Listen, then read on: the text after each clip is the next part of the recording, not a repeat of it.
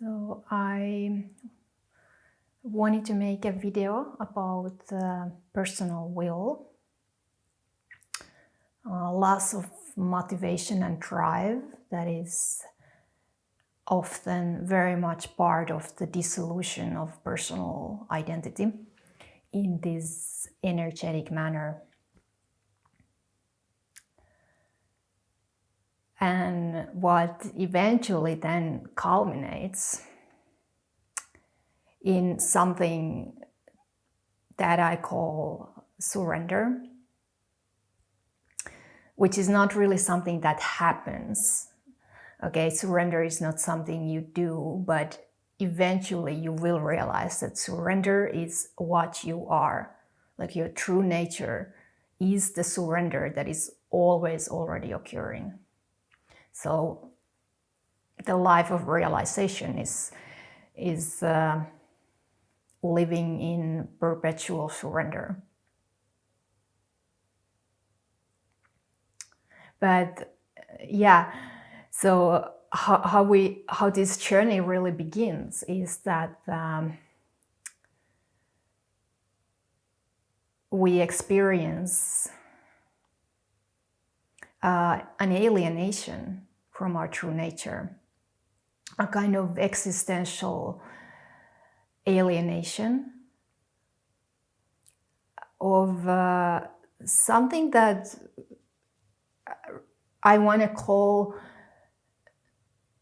unconditional love. So your true nature is unconditional love. But somehow, just the way that this human experience is, just the way that this dualistic experience is structured, so to speak, is that we undergo a type of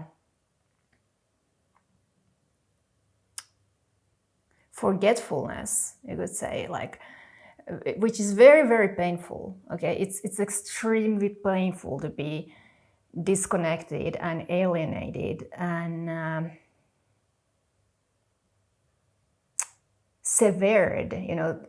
That this connection to love is in our being, in our physicality, in our nervous system, in our consciousness, in our mind, that it is so thoroughly severed that we can't feel it. That's like the fundamental wound of separation in many ways, and it happens usually gradually during the childhood and then in the teenage years, and then this sense of self is formed as a result, which is a kind of existential phenomenon that doesn't have any inherent reality to it, but it's characterized by suffering, suffering that can feel more or less, or suffering that can be more or less mild, so it can be intense or more subtle, but this existential condition of separation, it's fundamentally a deep trauma. It's a trauma because like our whole being, our whole nervous system, our body, our mind, our consciousness is yearning for that unity, yearning for that pure energy of love that is the energy of unity, and that we somehow don't seem to be able to attune with, to experience, to sense anymore. Like it's usually there in some form or another when we were a very small child, but then this alienation happens and we find ourselves in this mode of fundamental misperception. It's really just a kind of misunderstanding, but it has vast implications. Okay, so it's like a fundamental error in perception that has vast consequences.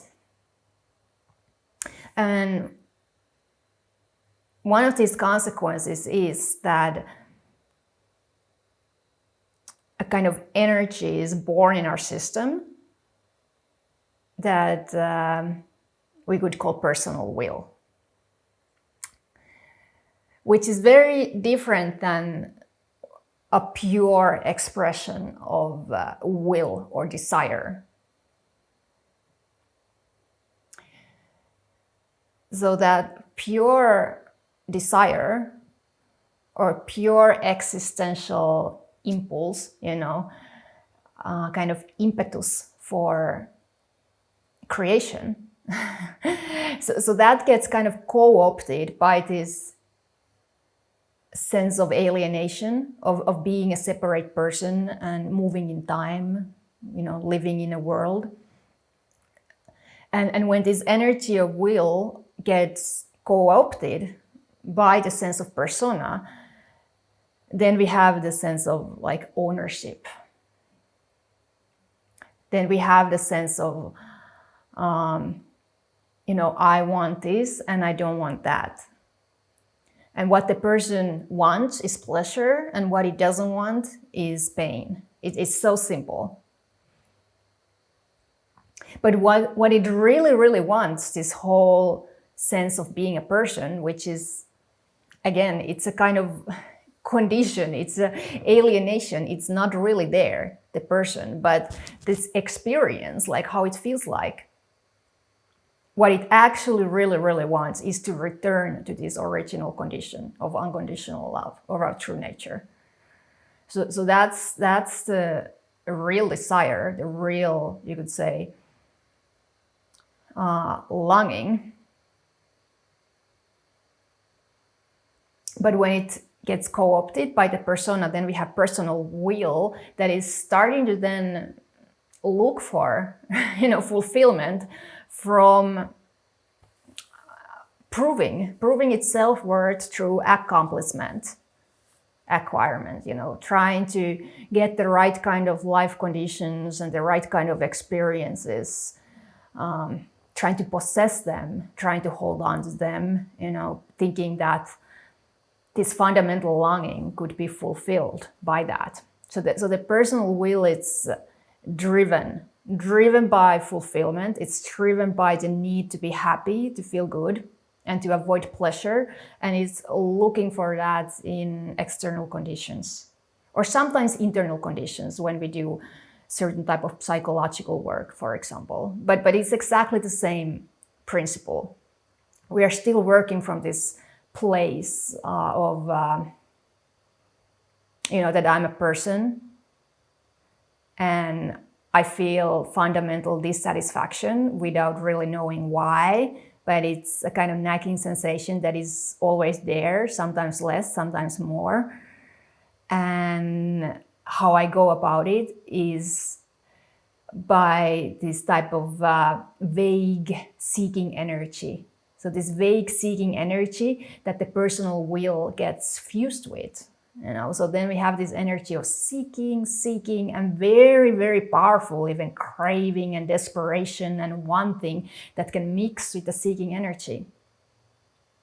And then we can enter spiritual path. And so instead of searching for material conditions like the perfect job and career and success and recognition and the right partner and, perfect relationship, perfect marriage, children, whatever it is. So instead of searching all of that, we may start to seek, through spirituality, through searching for right type of experiences, right type of practices, right type of teachers, right type of community, being part of right type of spiritual community, and imagining that this fundamental longing could be fulfilled, like through that. So that's the personal will, and it's a powerful force. It's a powerful force because it literally feels like that what you are. It literally feels like that energetically. like for sure there is the sense of self-image, or multiple self-images and narratives and the self-referencing mechanism, and that's very much part of the experience of separation. But energetically speaking, what it's really actually about is this powerful force in our system that gets co-opted, by the sense of being a person, by the seeking energy.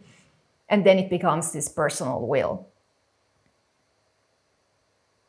So when the awakening happens in whatever way it does, and usually it's first some sort of fundamental breakthrough, that this fundamental paradigm of seeking in the way that I was describing here, that something is penetrating through that, something that is alien for that paradigm is kind of breaking through or piercing through, and something starts to slowly, gradually morph in our experience. So it's really a very profound transformation that takes place if we go through a real awakening process. And the initial awakening experience is the kind of taste of a possibility of that, but it doesn't guarantee that this process will actualize itself.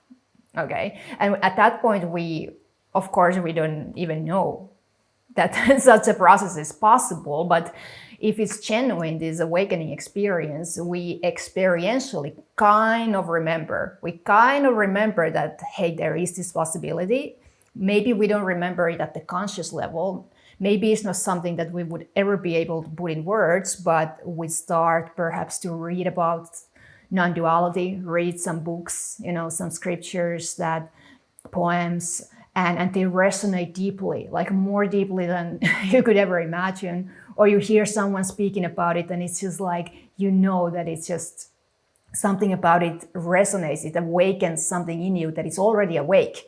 Because if you had the genuine awakening experience, the process has started. So that's what makes you open, now for this collaborative process that awakening actually is in many ways, because there's really nothing individual about it. So it's going to break through this apparent sense of being an individual, okay? And life, because you are actually life, but when we start this journey, it may appear that life is something other than you. So it will start to, play this game with you. You will start to enter in this dance with life, and life will very, very skillfully, show you like all these places in your system, where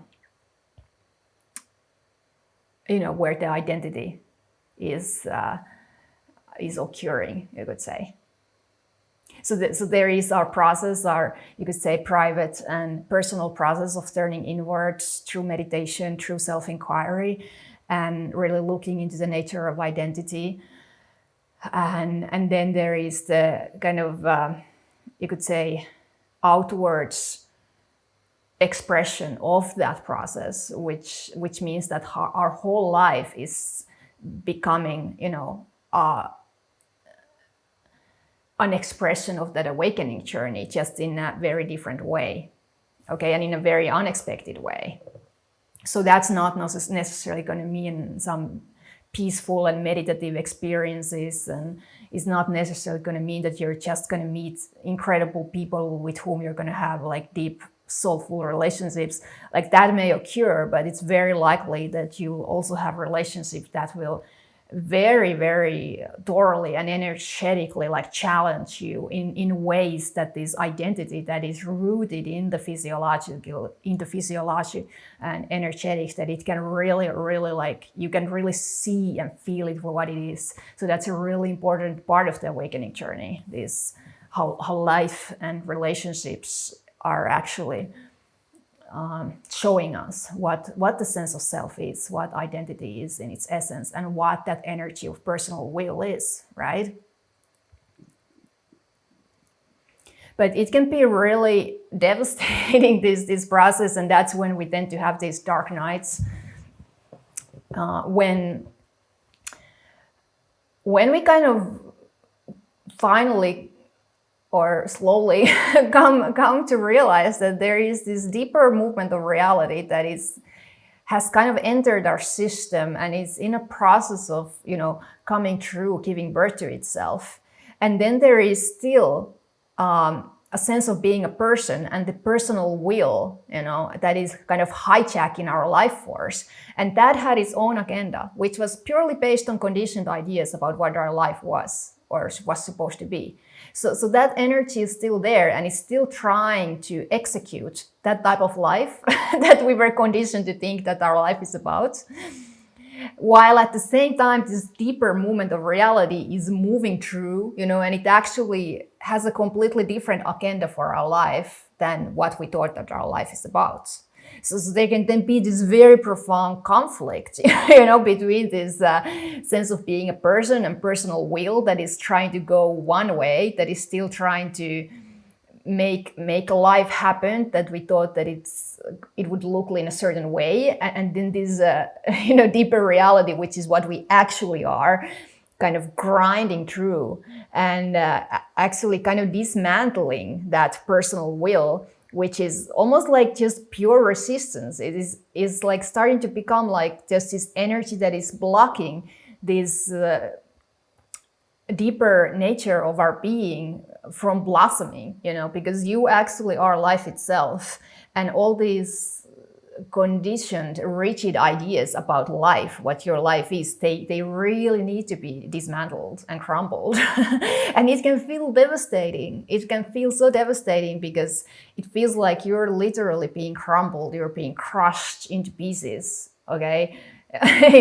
That's how it feels like when the personal will is kind of annihilated like that. It feels like, oh my God, life is here to destroy me.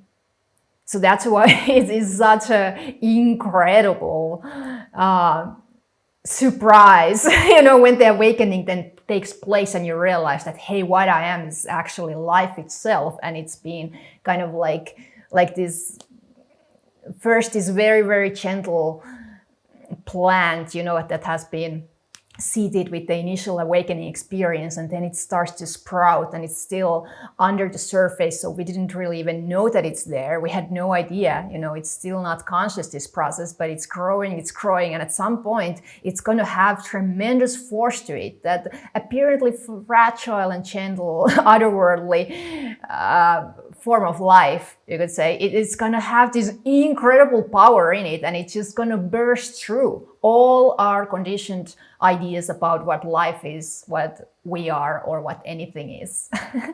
Okay, so for the personal will, it's going to be devastating.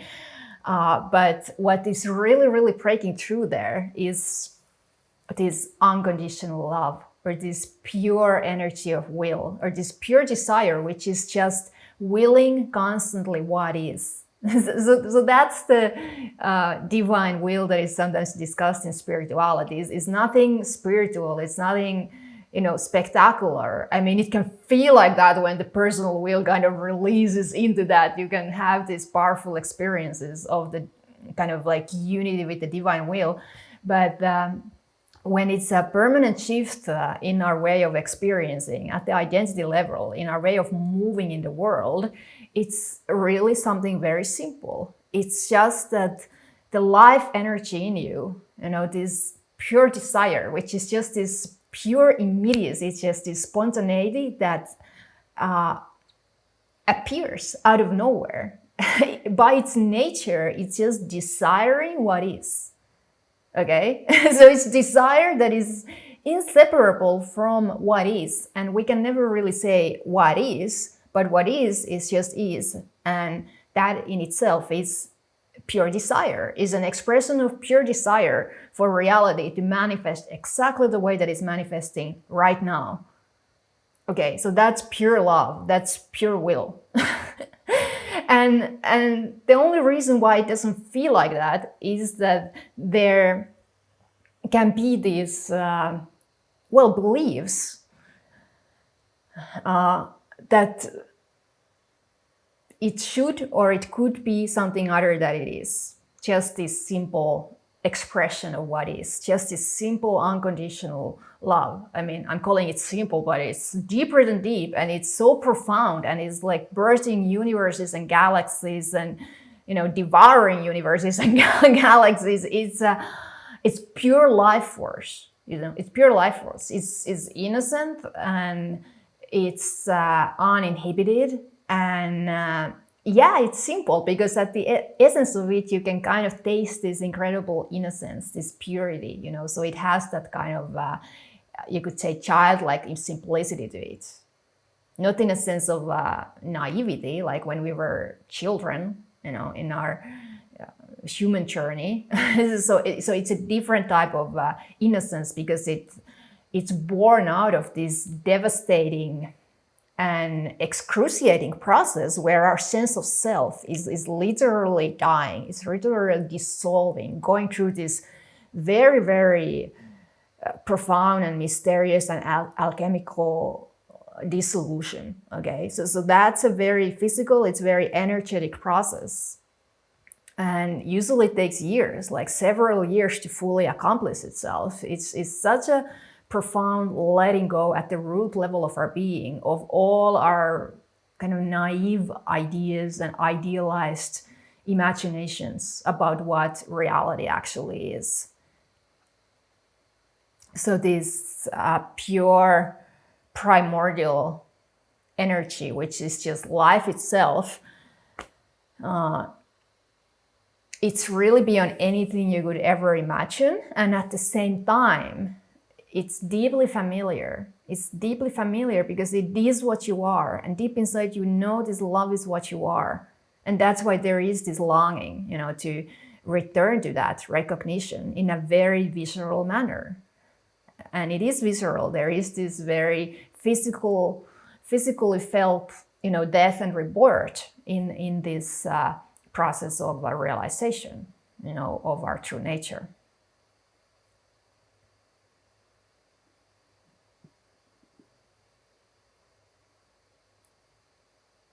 So when the personal will is kind of leaking out of our system, and this, you could say, new way of being and moving and living, which is coming from this place of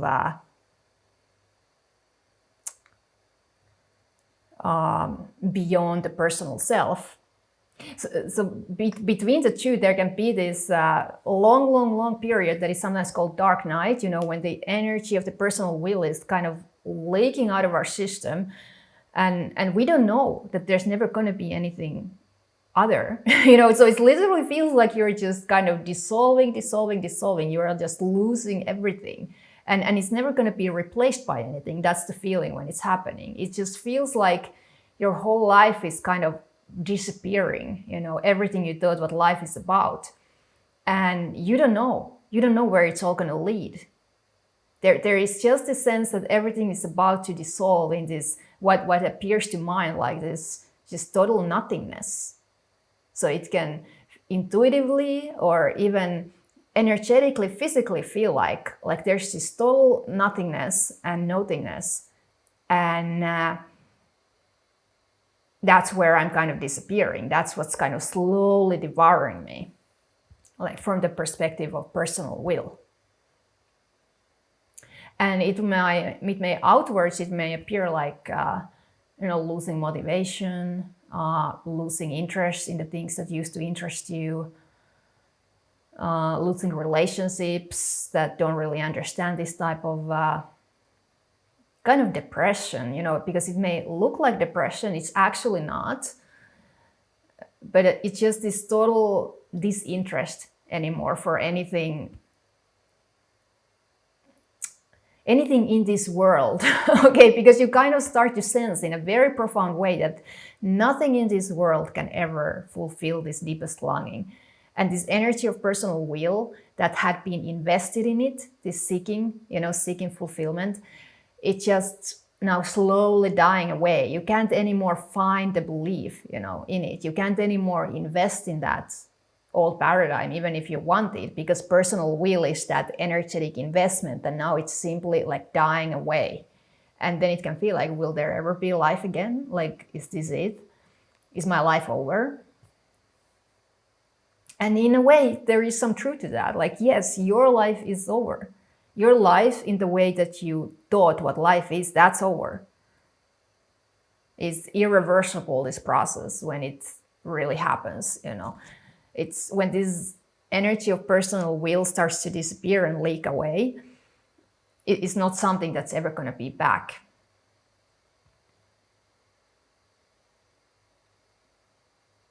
But what eventually then does happen is that this deeper movement of reality, it starts to move, it starts to express itself. And it's not will or desire in any way that the human mind understands will or desire.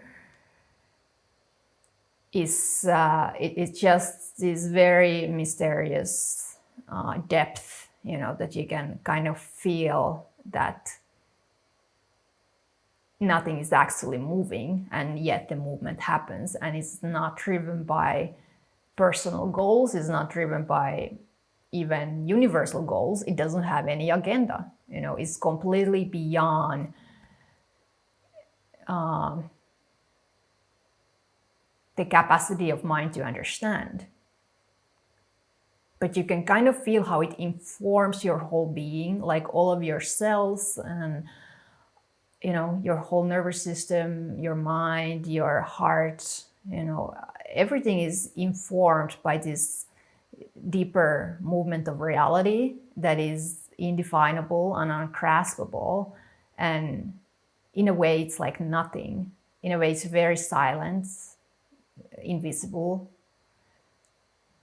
and it appears almost like it's doing nothing, but at the same time, it has tremendous power in it. It has tremendous power. It has the capacity to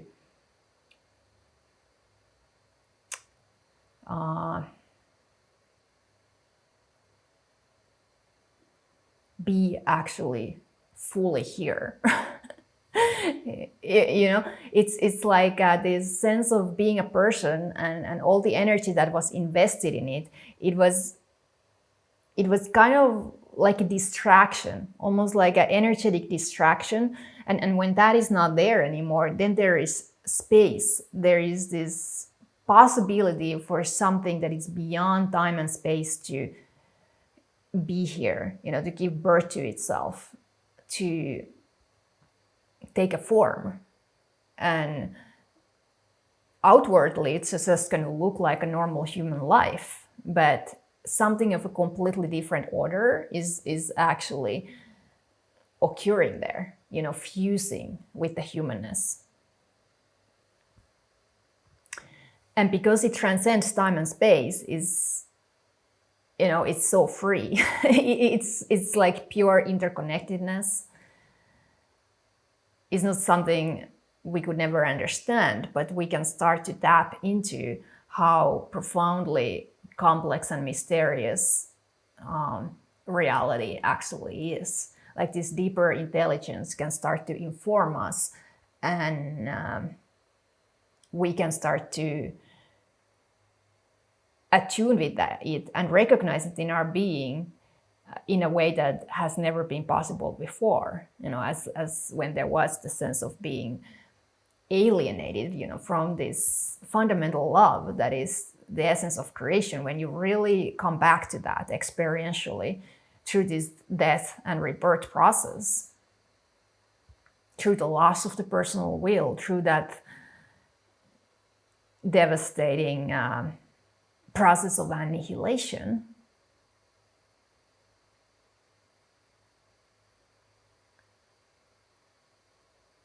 so when you really come into this embodiment and recognize that it is an act of love in itself, that the form in itself, it's an act of love, then this deeper intelligence, it can start to kind of come forth in a unique way through your being, through your life, through your expression.